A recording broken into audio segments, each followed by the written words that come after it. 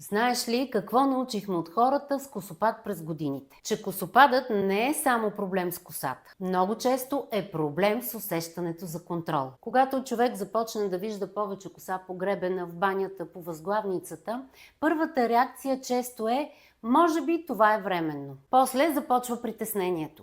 Ами ако продължи? Ами ако стане видимо? Ами ако не успея да го овладея на време? И точно това много хора не казват на глас. Косопадът не плаши само защото пада коса. Плаши, защото човек усеща, че нещо се променя и не знае дали изобщо може да го спре. При жените това често е свързано с увереността, с женствеността и по начина, по който се виждат в огледалото. При мъжете често има мълчание, не говорят много за това, но го забелязват и го мислят. Затова при косопад не трябва да говорим само за шампуан.